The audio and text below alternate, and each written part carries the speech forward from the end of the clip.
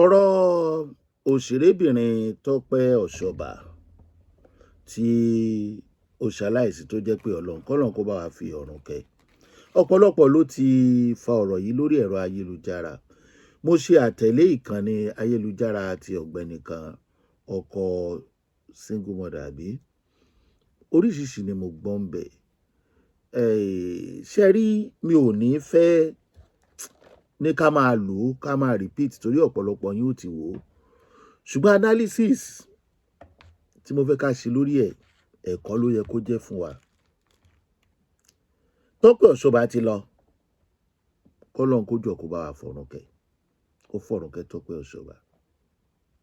Àwọn èèyàn kan sọ̀rọ̀ nínú àwọn ẹbí Tọ́pẹ́ Ọ̀ṣọ́bà tó jẹ́ ìdílé ìyá, dóńgbà tí wọ́n máa parí ọ̀rọ̀ wọn, wọ́n ní tí ẹbí Ọ̀ṣọ́bà tó jẹ́ ti bàbá ẹ̀ tí wọ́n bá sọ lórí òkú ẹ̀ làwọn máa ṣe. Torí mo gbọ́ tí ọkọ single mother ń sọ pé kán má tí ì sìnkú ẹ̀ kán lè fọwọ́ òfin gbé arákùnrin yẹn. Ó dàbí pé Tọ́pẹ́ súnmọ́ àwọn ẹbí ìyá ju ẹbí bàbá ẹ̀ lọ, torí pé ọ̀pọ̀lọpọ̀ àṣírí ni wọ́n láwọn ní lọ́wọ́ láàrin ẹni tó sọ wípé òun fẹ́ Tọ́pẹ́ Ọ̀ṣọ́bà.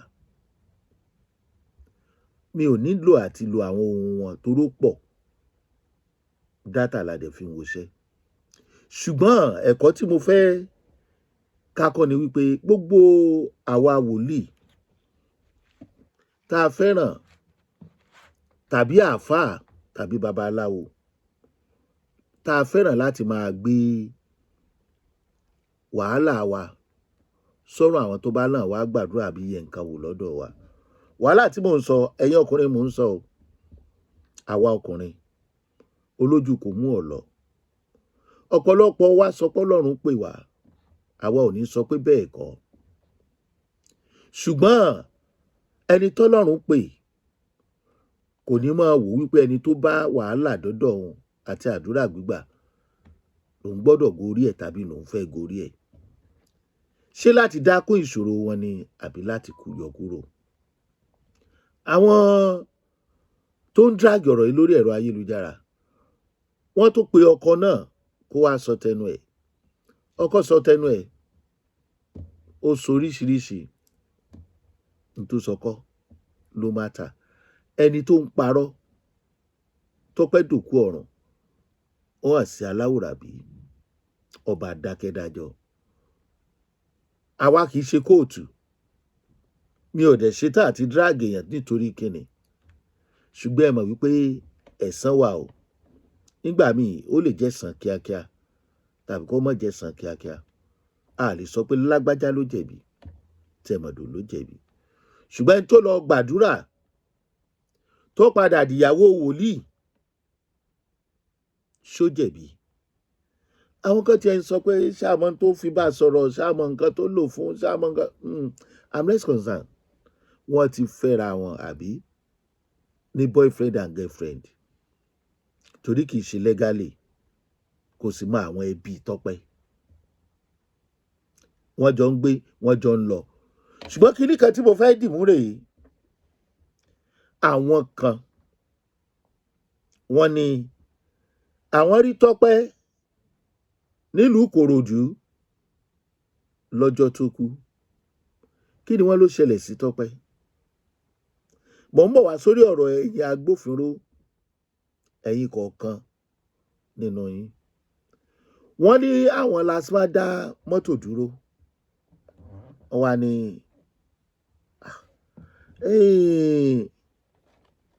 ẹ jẹ́ kí mọ́tò mi kọjá, kó rò pé àwọn Tọ́pẹ́ yẹn ni wọ́n dá dúró. Ìgbà tí wọ́n dá kó rò pé àwọn Tọ́pẹ́ dúró, Tọ́pẹ́ bẹ́ẹ̀lẹ̀, ó láǹfààní láti bẹ́ẹ̀lẹ̀ nínú mọ́tò. Ó dẹ̀ lọ bá àwọn agbófinró kankan tó wà ń bẹ, àwọn lásìmá kán gba òun o, wọ́n fẹ́ pa òun ní o, ẹ ṣàánú òun o. Wọ́n ní wọ́n á wò bíi pé àbí nǹkan ń ṣe ọmọbìnrin yìí ni. Àbálọ àbábọ̀, àwọn tó wà nù kórópè yẹn wọ́n fura sí wọn. Ẹnìkan ní gáràjì lọ gbé ọlọ́pàá. Mò ń bọ̀ ẹ ní sùúrù. ẹnu oníkàlà ti gbọ́kàn. Orí ètò Ọpẹ́yẹmí Ajíbóyè ọkọ àwọn single mother náà ni mo ti gbọ́ voice note yìí. Credit to him. Ọ̀rọ̀ ikú Osoba ìyàlẹ́nu ló jẹ́ fún wa nítorí ní ìjọ tí incident yìí ṣẹlẹ̀ ní ojú wa ní Ìtẹ̀lẹ́wà Aziz, àwọn officers tó ń ṣiṣẹ́ tó ń control traffic ní Ìtẹ̀lẹ́wà, àwọn ni wọ́n dá mọ́tò kan dúró. Wọ́n fẹ́ pàṣẹ àwọn mọ́tò tí apáàkì ibi tó ń bọ̀ láti ọ̀nà Ìrẹsẹ̀. Ní bó ṣe dá mọ́tò yẹn dúró, kórópè kan wà lẹ́yìn mọ́tò káà tí wọ́n dá dúró yẹn, white and blue ní kórópè yẹn. Dírẹ́bà kórópè yẹn ló wá pe àwọn officers yẹn, ó béèrè ọ̀nà lọ́wọ́ wọn ní ibo ni omi tóró. Bí wọ́n ṣe ń fẹ́ júwe omi tóró fún ni ṣàdédé ni wọ́n rí pé èèyàn kan ṣí ilẹ̀kùn kórópè yẹn lójijì. Ẹni yẹn wọ sùtánà white, ó dàbí pé sẹ̀lẹ̀ ni, tó sábọ́lẹ̀ nínú kórópè yẹn. Bó ṣe sábọ́lẹ̀ ó sáré wá síbi ọ̀dọ̀ àwọn ọlọ́kadà tó wà ní Ìtẹ̀lẹ́wà. Ó wá ń pariwo pé kó gbà wọn pé wọ́n fẹ́ lọ pa òun ni o. Bí wọ́n ṣe gbọ́ yẹn ni àwọn ọ́físàsì yẹn fi wò pé kó má jẹ́ pé bóyá àwọn kidnapper ni àwọn tí ó wà ní kórópè yẹn, nítorí lẹ́yìn dírẹ́bà ó tún kù ọmọbìnrin kan, ìyẹn náà wọ sùtánà, ṣùgbọ́n sùtánà yẹn bíi ti àwọn kérúbù ni àwọn ọ́físàsì yẹn fi wá páàkì kórópè yẹn, kókó páàkì pé kí ni nǹkan tí ó ṣẹlẹ̀. Ọmọlédì tí ó wọ sùtánà bíi kérúbù yẹn wá sọ yín pé ẹ̀gbọ́n òun ni ọmọlédì. Nígbà tí wọ́n máa wo ojú arábìnrin yẹn la wá rí pé actress ni, pé Osoba lélẹ́yìí, pé àlọ́bá ní àyín pé actress lòun pọ̀ Osoba ń kọ́ fẹ́ lọ pa òun ni. Kí ló dé tó ṣe fẹ́ lọ pa ẹ́?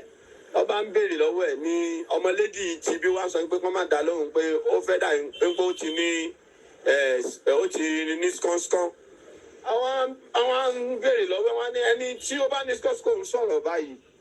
Ó wá ní òun mọ̀ọ́mọ̀ ń ṣe bí ẹni tóun ní skọ́nskọ́n ni, nítorí pé nígbà tó ti gbé òun láti Àjà táwọn ti ń bọ̀, èyí pé gbogbo conversation tí wọ́n ń sọ láàrin òun àti dírẹ́fà àti ọkọ òun bọ́kọ òun ṣe ń pè gbogbo ẹ̀ lòun ń gbọ́.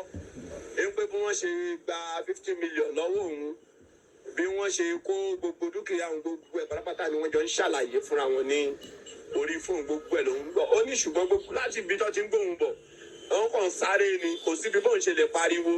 Bóun lè ń pé ọpẹ́ ni bóun ṣe rí pé wọ́n dá mọ́tò dúró bíbí lòun fi ní opportunity àti sá bọ́lẹ̀.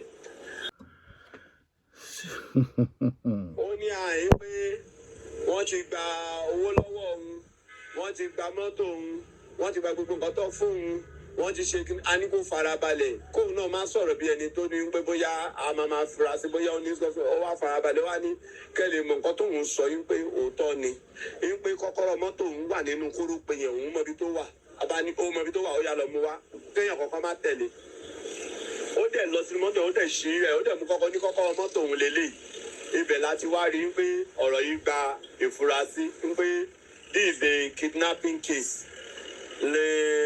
Ẹnu àwọn ọlọ́kadà tó wà ní Ìtẹ̀lẹ́wà yẹn ló bá lọ tètè gbé ọ̀kadà, ó fi lọ pe àwọn ọlọ́pàá ní police barracks.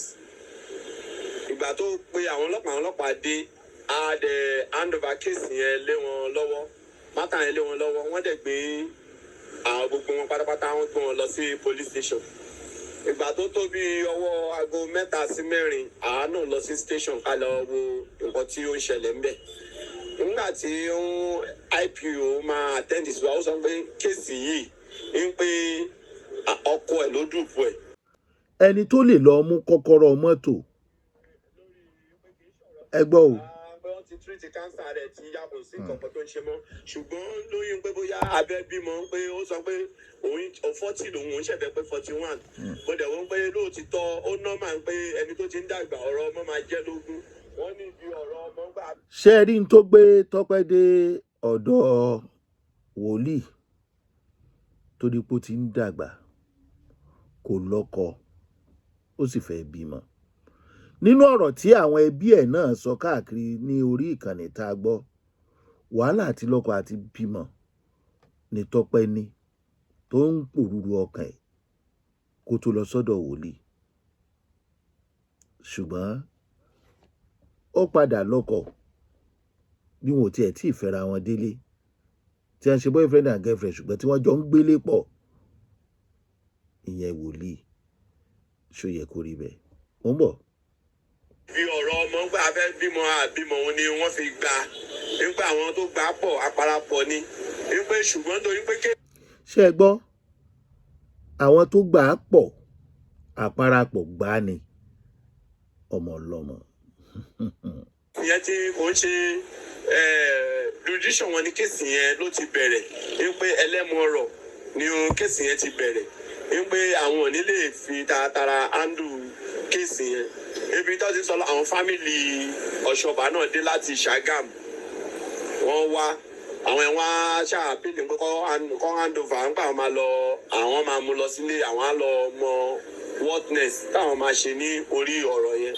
Nígbà táwọn fámìlì ẹ̀ ti dé tọ́dẹ̀bẹ̀ lọ́wọ́ ẹ̀ pé ṣé ó agree pẹ̀lú àwọn fámìlì ẹ̀ ó dẹ̀ pé wọ́n agree pé the matter is settled pé àwọn máa tẹ̀lé àwọn fámìlì. Problem tí mo ní nìyí o pẹ̀lú àwọn agbófinró.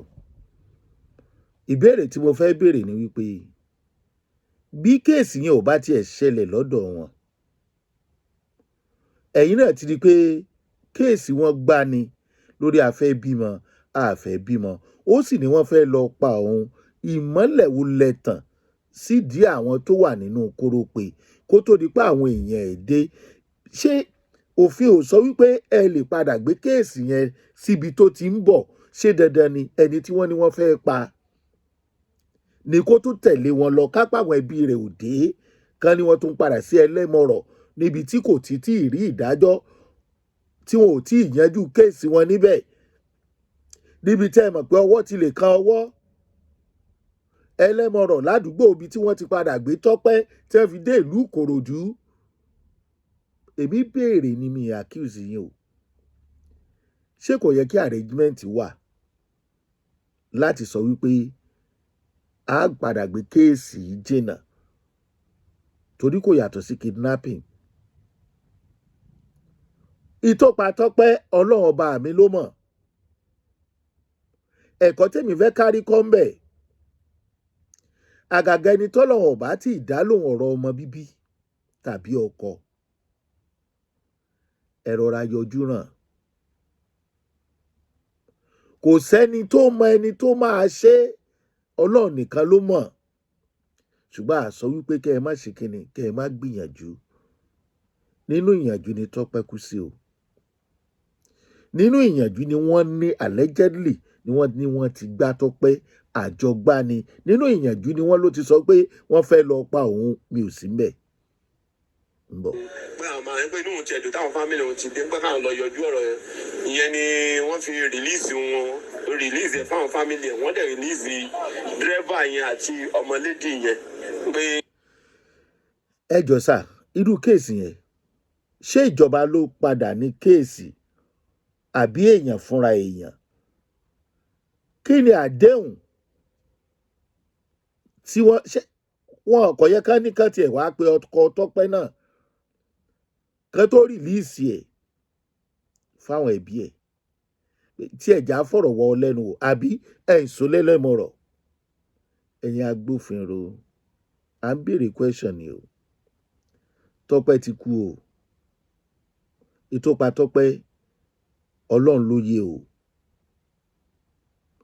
Gbogbo ẹ̀yin wòlíì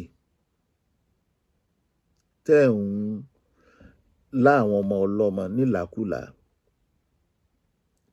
ṣé ẹ jẹ́ kí wọ́n máa nàka àbùkù sí àwọn wòlíì yòókù tàbí ẹ̀sìn yín? Ṣẹ́yìn fúnra yóò mọ dráàgì orúkọ ìjọ yẹn wọnú ẹrẹ̀ lọ. Tọ́pẹ́ ti kúrò nù wàhálà ayé, kò padà rọ́kọ yẹn fẹ́, kò sì padà rọ́mọ yẹn bí. ó sì kú sórí làálàá fẹ́ bímọ. ọ̀pọ̀lọpọ̀ èèyàn nírú ẹ̀ ń ṣẹlẹ̀ sí tó yẹ ká lọ rí dókítà tó jẹ́ pé tí ò sọnù báyìí spiritually ìgbàgbọ́ oníkálukú ẹ má jẹ́ abọ́ ẹni tó tiẹ̀ ti lọ. ìyànjú ló gbọ́ ọkàn kù sórí ìyànjú ni ẹni Ọlọ́run bá ṣe fún kó mọ̀. ṣùgbọ́n ọ̀pọ̀lọpọ̀ obìnrin ni ò lè sọ ohun tójú ẹ̀ rí ni ò ní lè délé wí tí wọn ò bá tiẹ̀ padà fọwọ́ bà lọ́dọ̀ ọkọ. kí ló dé tá à ń ṣe báyìí? mi ìfẹ́ máa dárúkọ orúkọ ìjọ yẹn torí ẹni tó ní ìjọ ó ti lọ. kò dẹ̀ lè jẹ́ èèyàn kan èèyàn méjì èèyàn mẹ́ta nírú àwọn wòlíì báyìí. mi ò sọ̀rọ̀ nípa ọkọ Tọ́pẹ́ o, generally ni mò ń sọ̀rọ̀ o, torí ọkọ Tọ́pẹ́ náà ṣe àwọn àlàyé kan lórí àwọn ìkànnì kan.